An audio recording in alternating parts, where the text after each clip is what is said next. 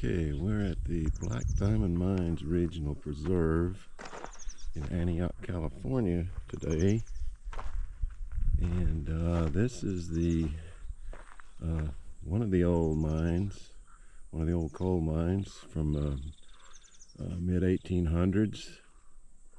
And of course, as you can see, we're standing on a pile of tailings here.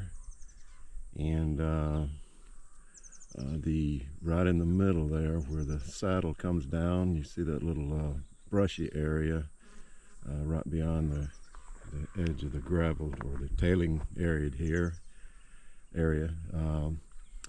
That is where the adit used to be for the old Stewartville mine. This is just one of there's several mines in this preserve. This one is the Stewartville mine. Then there's the Somersville, one in Somersville. And then there's Nortonville mines. It all was a pretty big operation back in the mid to late 1800s. Produced a lot of coal for the Bay Area. And this is actually considered, it's not the highest grade coal. It is what they refer to as dirty coal, but it served the area well. And we'll just make our way on these tailings here toward the adit, or where the adit used to be. Pretty peaceful out here today. I'm out here during the heat of the day, and most of the hikers and bikers and so forth, they try to get in and out of here early while it's still cool. But as far as just being out here by yourself, being able to do things and see things pretty good, this is really a good time to come if you can stand the heat and the sunlight. That doesn't bother me any. But as you can see, that adit has been closed. It'd be sort of cool if we could peer into one of them. There is one of the mines here that later on, after everything was closed down, the Hazel Atlas took over the area, and they started mining sand. This is real high quality sand here also. And there is the Hazel Atlas mine that you can go in, which is pretty neat.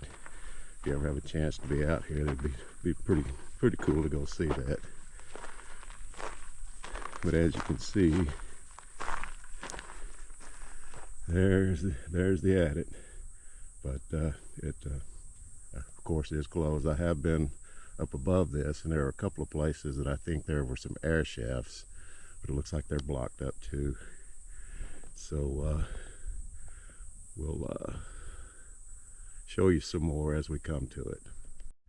We came down the trail just a little bit, and you can see right under these bushes here, this shrubbery, whatever it is, you can see some old rotted woods and structures here. Evidently there was some type of building here. I don't really know what it was. I'd have to research that a little closer to find out what it is or was. But there it is.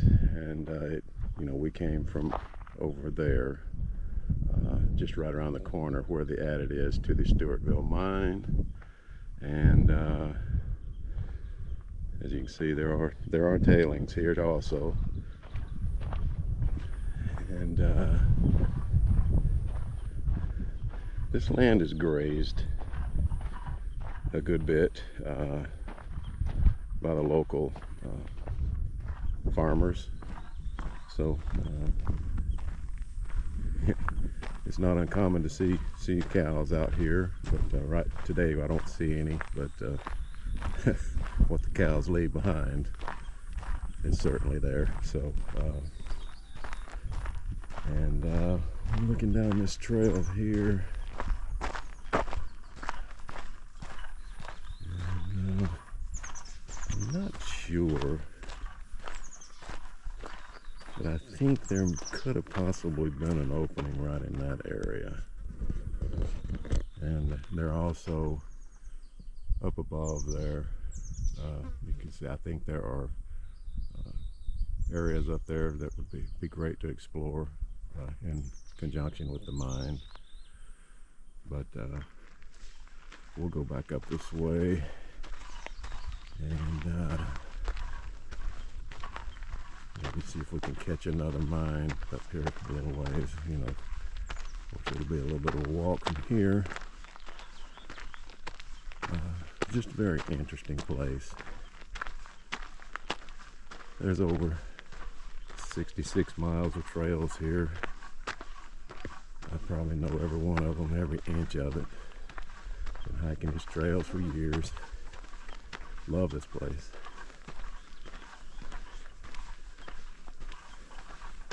And right now, like I said, I think I'm the only one here either brave enough or dumb enough to weather the sunshine and the heat. You know, I was born back east in Alabama, and of course the humidity is really stifling there. But we always, you know, out here in California, people from back east tend to laugh at us for complaining about the heat, saying, oh, it's just that dry heat. Well, coming from Alabama and taking this heat lightly in the beginning, I've been out here 28 years now, taking this heat lightly, thinking it was just that dry heat. About killed myself a couple of times with some severe dehydration. So it does the same thing to you. It's just that you don't know it. But got a few things right here. As you can see, there's some old metal. Looks like some kind of strapping of some kind. A little bit of a brick structure. Oh, that looks like a blade or something. A couple of nails there. Let's see here. Oh, they're newer nails. Not sure what that is, but some type of something, obviously. And that, like I said, I don't know what that is. But, yeah. This is one of the things I like to do when I just need to get out and clear my mind, come out here and hiking on the weekends. There's a lot of good places to hike out here. And we'll go on up the trail a little ways, see what we find. Going on up the trail here, we're a little ways away from the Stewartville mine that we just saw. And I've never really even noticed this before, but down at the bottom of this hill, just a little ways, there is those are tailings. Those, you know, those the waste rock from the mines. Which, if you look back up this way behind me, there's a little area where that tree is. That looks like it could have been an opening, and probably was, with these tailings sitting here the way they are. So that's really interesting. Never even thought about that before. But real cool, really cool. So we'll go on up the trail a little ways here. Just a few short weeks ago, everything around here, grass, weeds, everything was just neon green color from all of the rain we've had that you've probably been hearing about last few months in California. But our dry season has hit. We have a dry season and a wet season. When the dry season rolls around, the weeds die, and as you can see, it's pretty brown. There's, in fact, but if you notice, there is still a little bit of green if you look closely in the grass. This time of year, just based on my experience out here 28 years, is it's remarkable because I've never seen green in mid-June before as far as the weeds. Now somehow the trees survive. I don't know how they do, but they survive and they stay green. But it's just remarkable what the rains have done. The good Lord gave us some water. And as you can see, there's way up there on the top of the hill, looks like some possible, there could be something up there. This was a pretty extensive operation in its day. You come out here now, it doesn't look like a whole lot, but it is and was. And as you can see, we're looking back to where we came from here. Got this beautiful valley here. Usually the cows are grazing down in that area. Of course, they get up here from time to time, but normally they're down there. So I guess their owner has them in and out of the sun now. So, which they're probably smart, and I'm the dumb one standing here in the sun. But I'd rather be doing this than sitting at home twiddling my thumbs, that's for sure. Well, see you in a little bit. Okay, we've gotten to the summit of the from one valley to the other, the little hill you have to climb over to get into the next valley. And looking at the mountain there in the distance, just right there in front of it, you'll notice a little area that has some tall, slender cedar trees. Sorry I don't have a zoom on this camera, but that's where most of the miners who worked these mines, many of them were buried. I won't say most of them, but many of them were buried.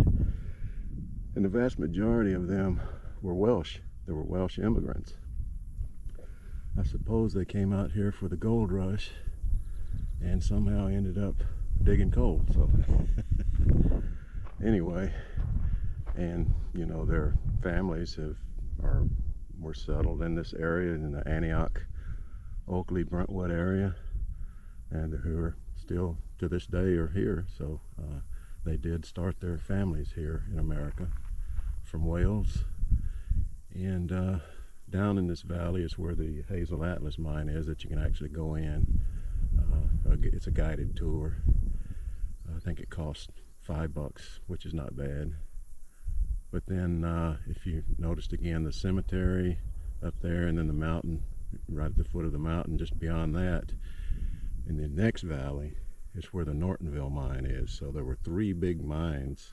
There were several mines, but there were three big mines in this area that actually did a lot of mining during that time.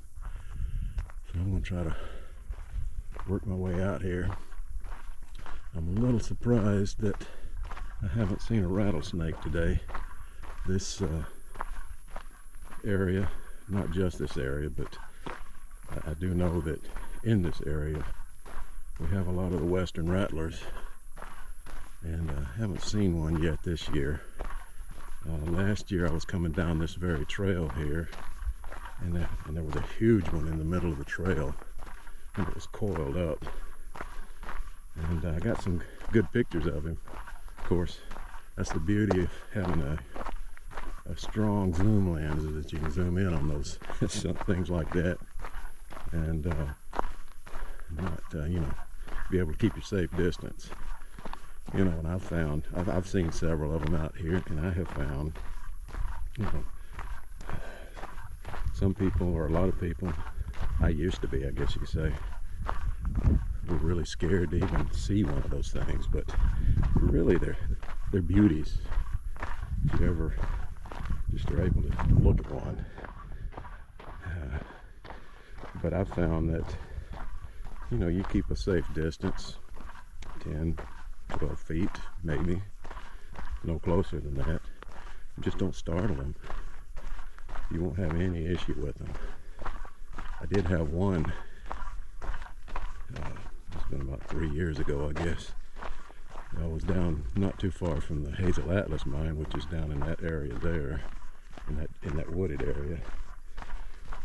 And I came across one, and he decided to, I mean, he didn't get aggressive or anything, but he did decide to let me hear his rattle. And I honestly had never heard a rattle before, a rattlesnake's rattle before, not in person. That was the loudest thing I think I've ever heard. It was scary. And every time I made a move, that rattle would go off. And I finally just calmly was able to get away, but there again, the secret to staying out of trouble is just to remain calm and don't startle them. Because I think from the things that I've read, they're just as afraid of you as you are of them. As long as you don't bother them, they're not going to strike you. So,